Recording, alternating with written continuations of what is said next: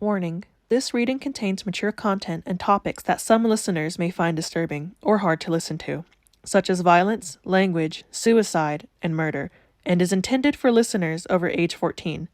Listener and viewer discretion is advised. I'm sure by now you have all heard of the 6 disappearances at Lakeview High. These disappearances consist of 4 students and 2 staff members who worked at the high school. The most discussed of these disappearances are the 4 students who went missing.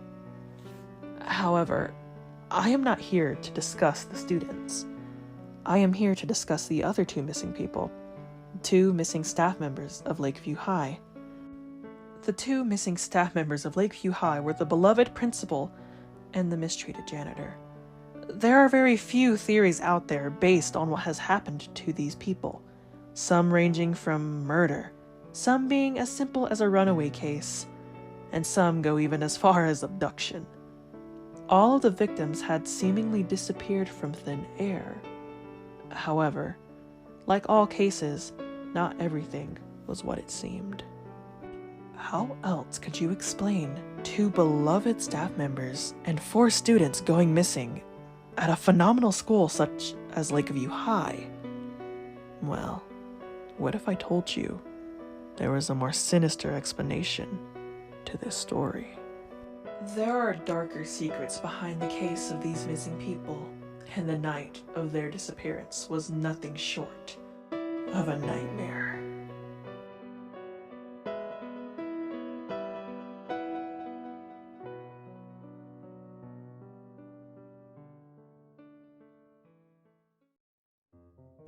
Daryl Ross, the principal.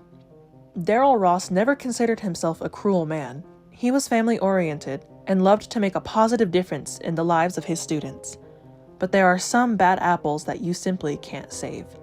This would be the lesson he learned with one particular student, Veronica Ayala. She was a mean girl, the literal definition of the word. But he wanted to hope that deep down, she was just misunderstood, and beneath the tough shell, there was a kind-hearted girl who just wanted to fit in. But he couldn't have been more wrong. It was a late night in the office when he was getting ready to finish up and go home. He tried to call Rose, his daughter, only to find no answer. Although he was worried, he did his best to ignore it. But as he was walking to his car in the parking lot, he glanced over and saw a terrifying sight waiting for him. Rose hung from a tree. Trembling, the man couldn't even begin to process what had happened. Her phone was carelessly left next to her body, and he immediately grabbed it to see text messages with Veronica. It all started to click. The sudden lack of communication, the strange behavior. She was trying to drive a wedge between him and Rose, and it had all led to this. You must be dreaming if you think I'll ever be friends with you again. You seriously think your dad cares about you? Get over yourself. Oops, my finger slipped. I guess that embarrassing video of you is all around school now. You know, Rose, why don't you just go do everybody, even your dad, a favor? Why don't you just disappear and never come back? It'd be better off if you weren't here anyway. The man was devastated. He wanted to curl up into a ball and die right alongside his daughter. But he knew he had to be strong. Someone had to pay for what they had done.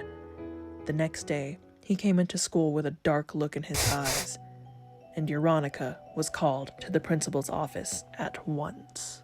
You killed her! You killed my daughter!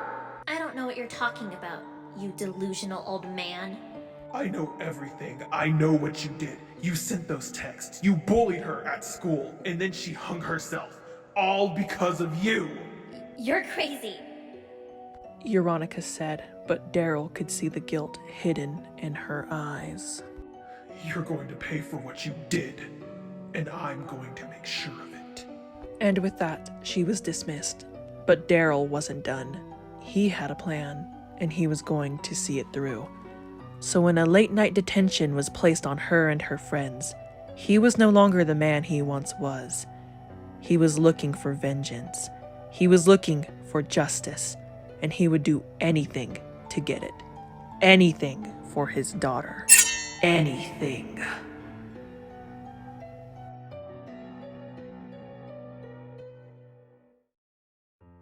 Aiden Talbot, the janitor. Growing up, Aiden never felt as though he fit in anywhere. He was always the odd one out, the one who stood in the background while everyone else enjoyed the spotlight. Deep down, he hated it, but it was something he grew to live with as time passed. But how did he end up working as a janitor for a school that didn't even value him, with a wife that didn't even love him? Those questions, he wasn't even sure how to answer them himself, and he hated it. Aiden sighed as he continued to clean up the mess in the hallway. It was just another day, just another group of kids disrespecting him and his work. He didn't even know why he bothered anymore. But as he continued to clean, he noticed something out of the corner of his eye. It was a girl, standing off to the side and watching him. She wasn't smiling, but she also wasn't mean like the other kids. Her hair was a dark green and her lips were a deep black. Aiden felt a small smile tug at his lips as he went back to work. Maybe today wouldn't be so bad after all. He was aware that 4 students were doing late detention tonight, but he didn't mind it as long as they stayed out of his way. But as he was finishing up, he heard a loud crash from the other side of the school. It sounded as though it had came from one of the classrooms, and it made Aiden's heart sink. He knew that's where the 4 students were supposed to be. He hurried over to the gym, his heart racing as he pushed open the doors. He expected to see the students causing havoc, but instead, he saw the girl from before. She pushed past him as she raced down the stairs, a look of fear all over her face, as he heard incoming footsteps. The principal appeared in front of him, a crazed look on his face as he smiled at the janitor. Oh, you're still here? Aiden began taking small steps back, but it was too late. The man lunged at him and shoved him back. And as he fell down the stairs, everything seemed to go black. Wait.